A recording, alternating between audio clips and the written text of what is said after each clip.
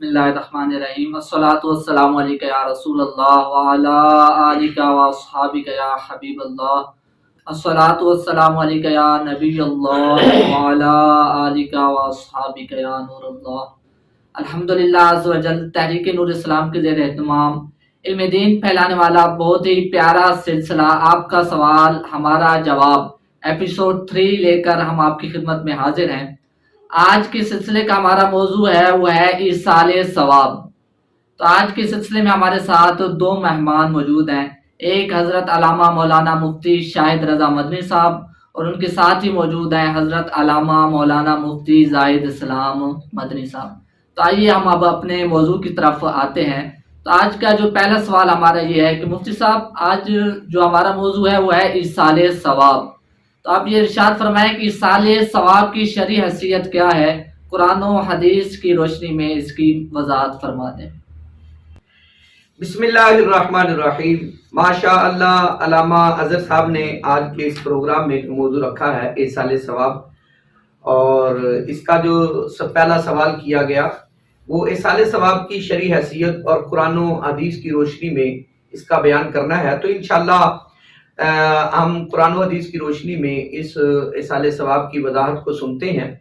ये बिल्कुल अल्हम्दुलिल्लाह तमाम सहाबाए किराम अलैहिम रिदवान और 14 सदियों से लेकर आज तक हमारे अइम्मा मुज्तहिदीन और बुजुर्गान दीन का ये तरीका रहा है कि वो इस अमल पर कारबंद रहे और वो अपने बुजुर्गों के लिए, अपने पहलों के लिए सवाब करते रहे, और ये कुरान और हदीस की तालीम के ऐन मुताबिक है।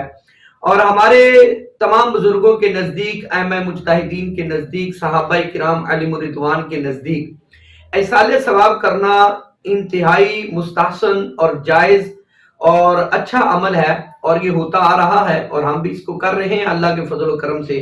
कुरान मजीद बुरान रशीद के अंदर इसाले सवाब के बेशुमार दलाइल मौजूद हैं, जिनके अंदर 29वें सिपारे की सूरह नूह की आयत नंबर 28 में हजरत नूह अलैहिस्सलाम ने एक दुआ मांगी, और हकीकत में ये इसाले सवाब भी दुआ है और हम बख्शिश की दुआ करते हैं, और यही दुआ इसको हम इसाले सवाब कहते हैं। और हमारे यहाँ अहले सुन्नत व जमात के नजदीक इस इसाले सवाब की दुआ करने को कभी कुल खानी भी कह दिया जाता है, तीजा भी, साता, 10वां, 20वां और 40वें के नाम से भी इसको, जिसको हम चेहलम भी कहते हैं, उर्फ के अंदर मौसूम किया जाता है।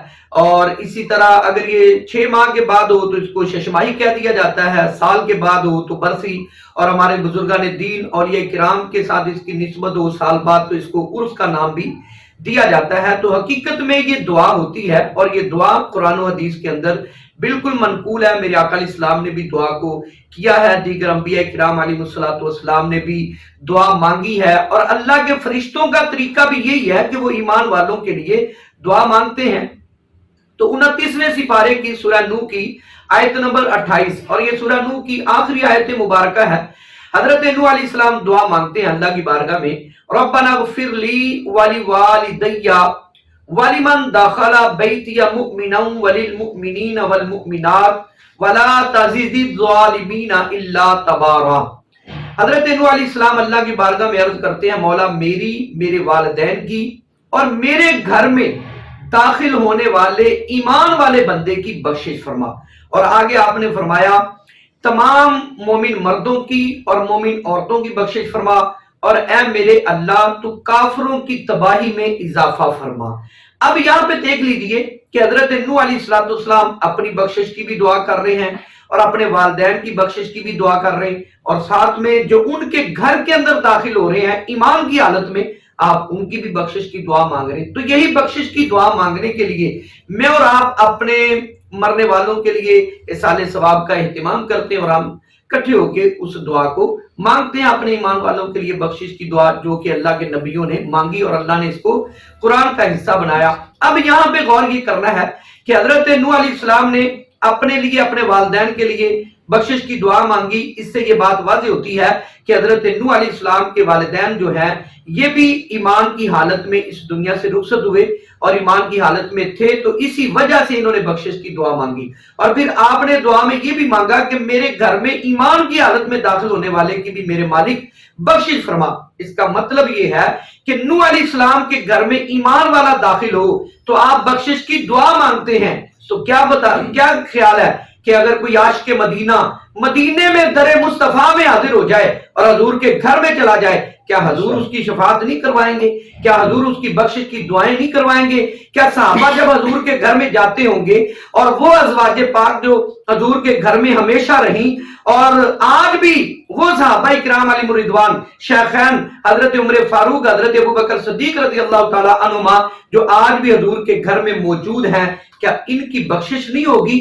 نوح علیہ السلام کے گھر میں تو بندہ ایمان کی حالت میں چلا جائے تو بخشش ہو جاتی ہے۔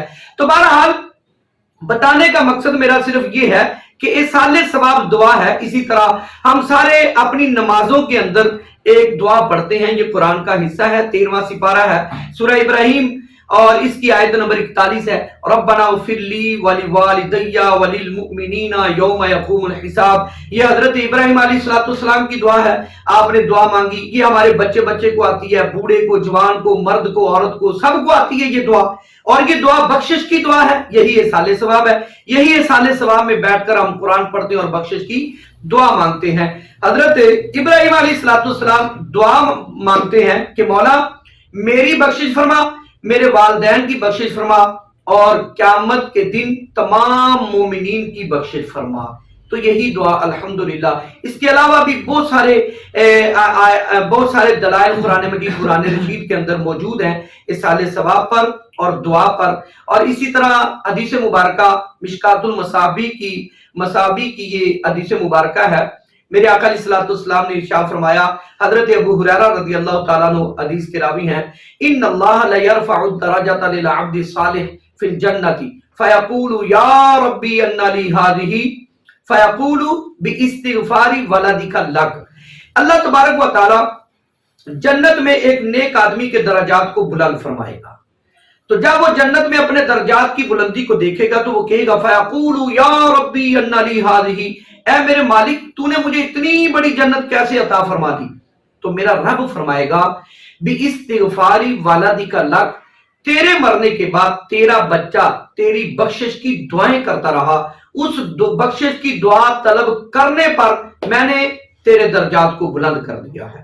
تو یہاں پر آپ دیکھیں یہ وہ دعا ہے جو مرنے والے کو جنت میں بلندی درجات عطا کرتی ہے۔ تو الحمدللہ ہم یہ دعا کرتے ہیں اور حدیث اس کا واضح طور پر ثبوت ہے، اور یہ جو ہم ایصال ثواب کرتے ہیں، دعا کرتے ہیں، ہمارے مرنے والے کو قبر میں اس کا انتظار رہتا ہے۔ اور یہ بھی حدیث مبارکہ مشکات شریف کے اندر موجود ہے، اور یہ اس حدیث کا نمبر مشکات شریف کے اندر 2355 نمبر ہے، اور یہ انٹرنیشنل نمبر ہے۔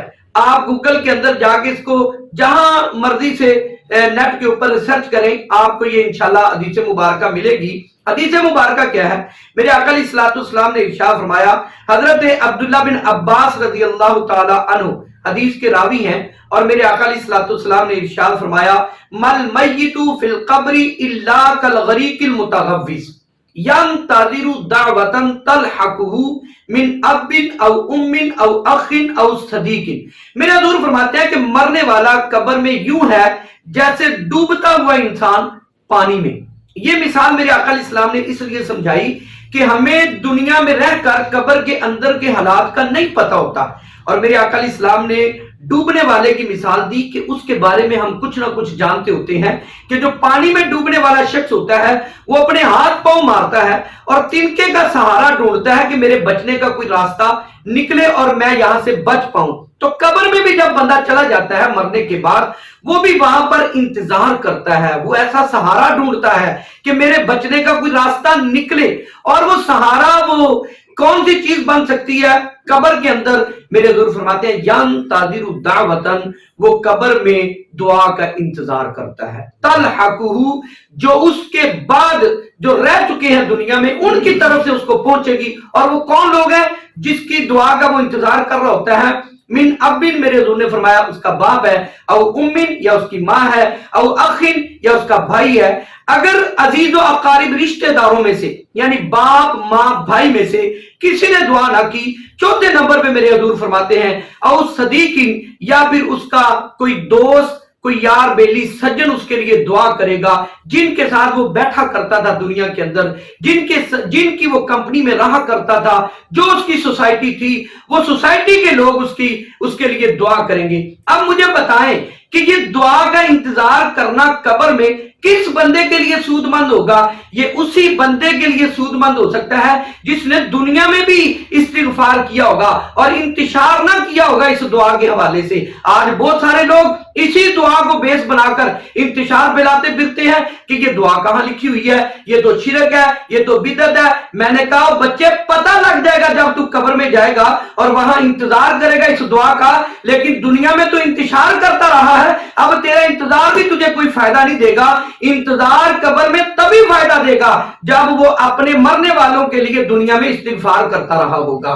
तो ये अल्हम्दुलिल्लाह मैं और आप बड़े खुश नसीब हैं अहले सुन्नत व जमात हनफी बरेलवी कि हम अपने मरने वालों के लिए, अपने जिंदों के लिए दुआए इस्तिगफार करते रहते हैं। हम नबियों की सुन्नत पे अमल करते हुए अपने लिए, अपने वालिदैन के लिए, मोमिनीन के लिए बख्शिश की दुआ करते रहते हैं। तो हमें बिल्कुल ये करनी चाहिए। अब ये दुआ जब वालिदैन ने कर दी, फिर इसका फायदा क्या होगा? मेरे आका अलैहिस्सलाम इरशाद फरमाते हैं, फायदा लाहिकतहु काना अहब्बा इलैहि मिन दुनिया व मा फीहा।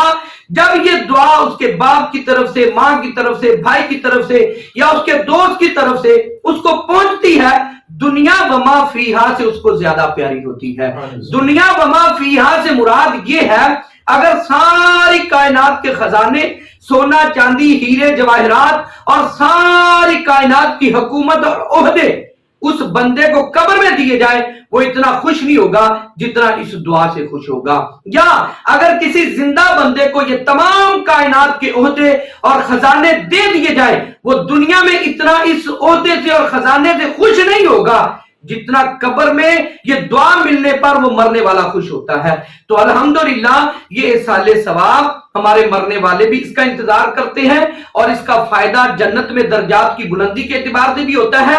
और इसके अलावा कुरान के अंदर भी दुआ अल्लाह के नबियों ने मांगी है और अल्लाह अज़्ज़ व जल ने इसका हुक्म भी इरशाद फरमाया है। और दुआ एक ये खुद इबादत है, हमें दुआ करनी चाहिए जब मर्जी करनी चाहिए और बिल्कुल इसके लिए कोई वक्त की पाबंदी नहीं है, कैद नहीं है। तो अल्हम्दुलिल्लाह हमारा इसाले सवाब करना ये हकीकत में बख्शिश की दुआ करना होता है और हम ये दुआएं करते रहते हैं। ये एक अलग बात है कि इनके अलग अलग नाम दे दिए जाते हैं इसाले सवाब की दुआ को, कुलखानी, तीजा, 10वां साता वगैरह वगैरह। तो इसमें कोई हद नहीं है, ये मुस्तहसन और जायज और नेक अमल है और हमें करना चाहिए।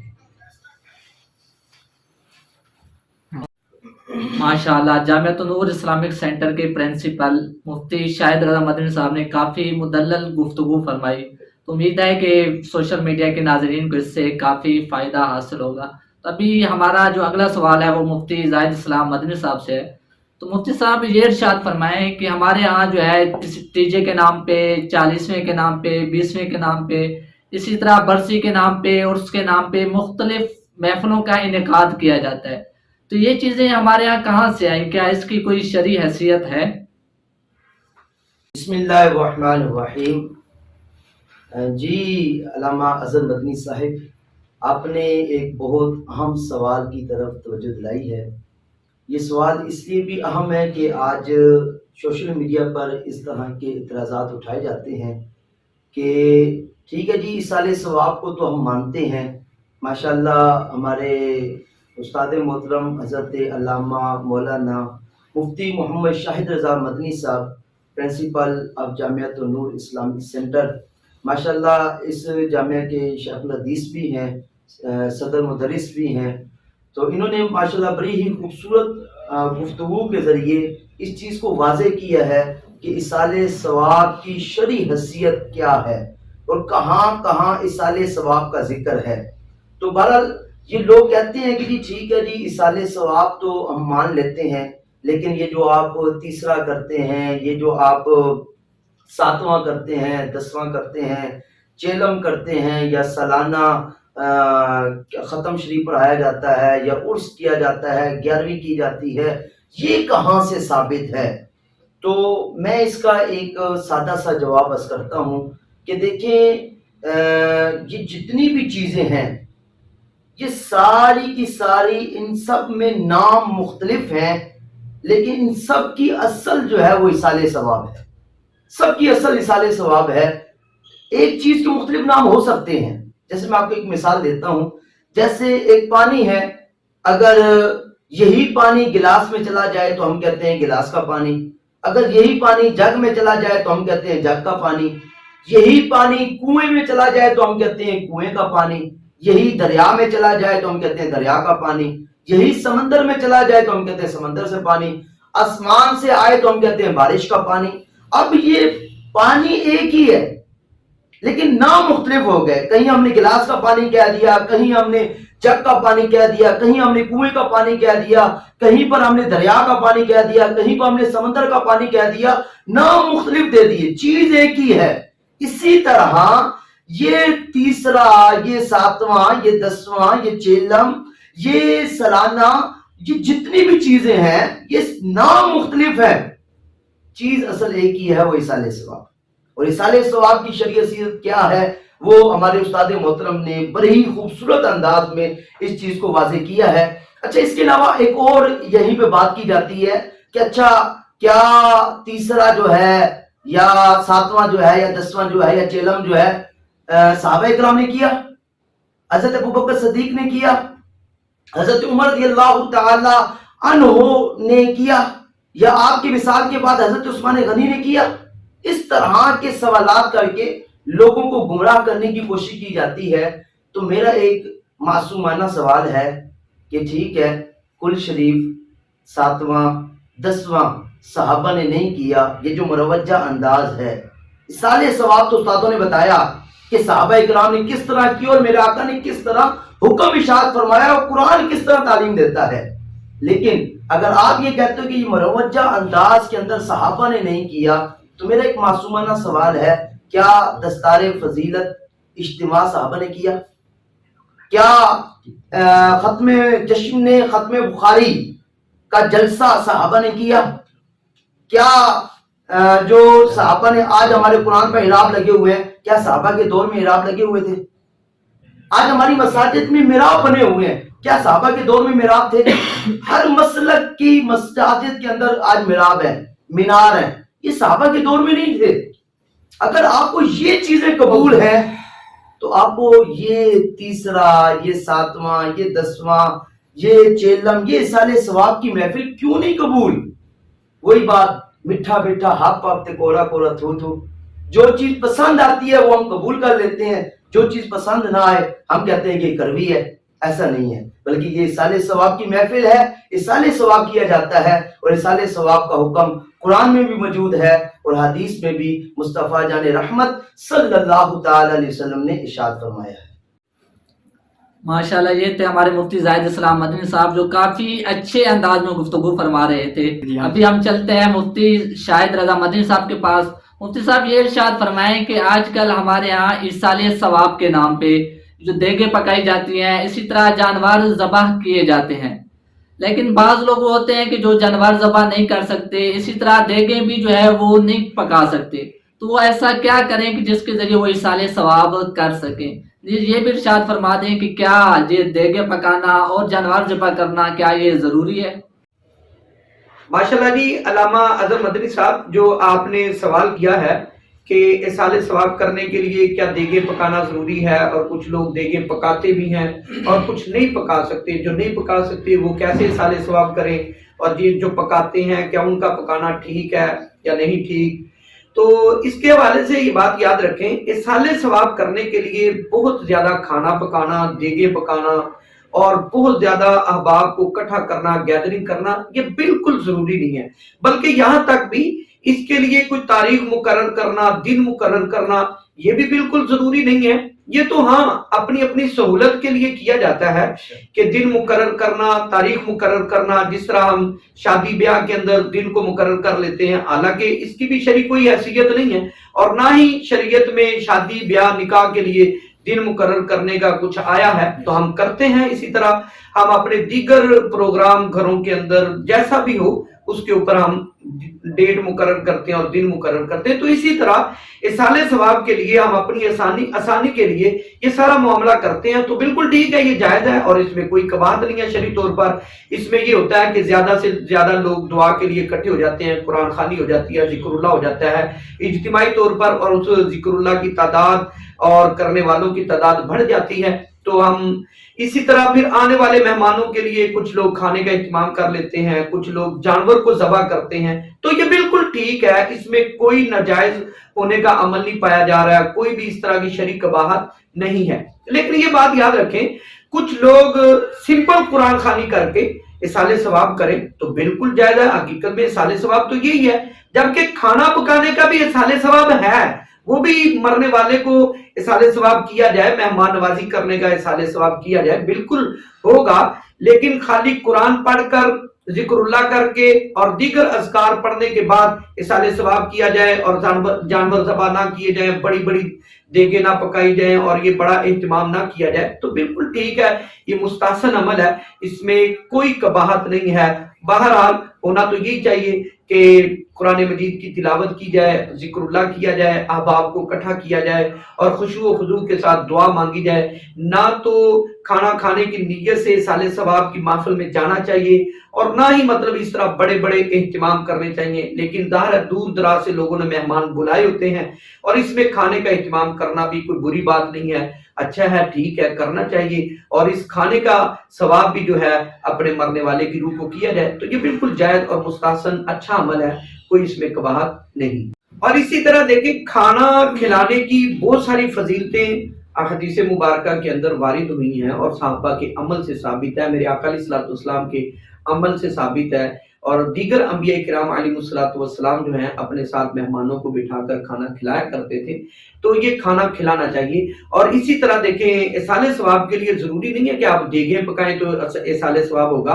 आपके घर में जो 3 टाइम खाना पकता है, आप उस खाने पर ही खुद ही खाएं, लेकिन उसका इसाले सवाब कर दें अपने मरने वाले को, ये भी इसाले सवाब हो जाएगा। और इसी तरह आप नमाज पढ़ते हैं, रोजा रखते हैं, दीगर इबादत करते हैं और आप नमाज के अंदर अपने वालिदैन के लिए नियत करें साले सवाब की और अपने मरने वालों के लिए साले सवाब की नियत करें, ये तमाम तर सवाब जो है पहुंचेगा। और इसी को साले सवाब कहते हैं कि आप अपने किसी भी नेक अमल को अपने मरने वालों की तरफ मंसूब कर दें और उनको इसाल कर दें, यही साले सवाब है। अल्लाह ताला आपको और मुझे समझने की तौफीक अता फरमाए।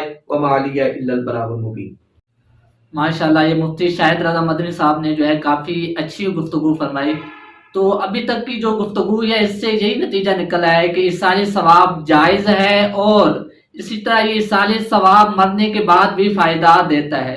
लेकिन मुफ्ती जाहिद साहब से मेरा ये सवाल है कि हमारे यहाँ ये एक सवाल किया जाता है कि दुनिया जो है ये दारुल अमल है, यानी इंसान जो करेगा वही पाएगा। और इसी तरह कुरान पाक में भी अल्लाह ताला इरशाद फरमाता है कि वलैसा लिल इंसानी इल्ला मा सआ, कि इंसान जो करता है इंसान वही पाता है जिसकी वो कोशिश करता है। तो अब यहाँ पे सवाल ये है कि इसके बावजूद ये कहना कि मरने के बाद जो है इसाले सवाब पहुँचता है, मुर्दों को फ़ायदा पहुँचता है, ये कहना कैसा है? इस हवाले से शरई रहनुमाई अता फरमाएं। जी अल्लामा साहब, जो आपने सवाल किया है, ये सवाल अक्सर तौर पर गैर मुक़ल्लिदीन वहाबिया की तरफ से एतराज़ किया जाता है। तो कहते हैं कि आयत में बिल्कुल वाज़ेह तौर पर कहा गया कि अन लैसा लिल इंसानी इल्ला मा सआ, कि इंसान के लिए वही कुछ है कि जिसकी वो कोशिश करता है। तो फिर इसाले सवाब कैसे पहुँचेगा और इसाले सवाब कैसे नफ़ा देगा? तो मैं इनको ये जवाब जो है इन्हीं के एक आलिम और इन्हीं के एक इमाम की तरफ उसकी किताब की तरफ से जवाब दूंगा। इनका गैर मुक़ल्लिदीन वहाबिया का एक इमाम गुजरा है, इब्न तैमिया, उसका एक बड़ा ही लाडला और ख़ास शागिर्द जिसको इब्न क़य्यम से याद किया जाता है, जिसका असल नाम जो है हाफिज़ शम्सुद्दीन अबू अब्दुल्ला मोहम्मद बिन अबी बकर है। इसकी किताब है किताबुल रूह।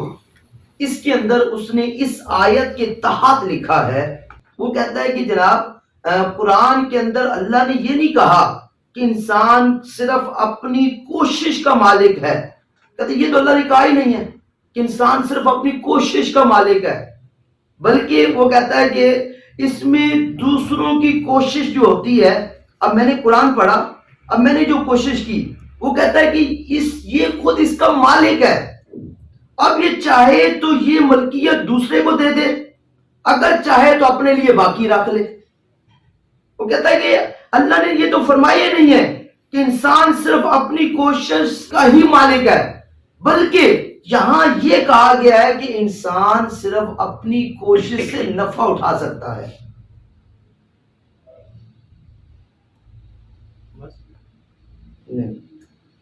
اچھا،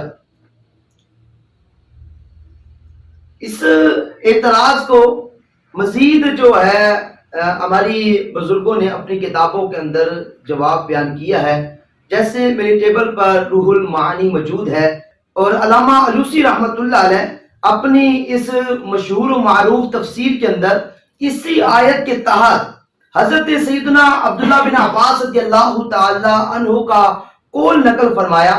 آپ فرماتے ہیں کہ ان الآیات منسوختن، کہ بے شک یہ جو آیت ہے یہ منسوخ ہے، یہ آیت منسوخ ہے، کہ یہ ان لیسا للانسان الا ما سعى.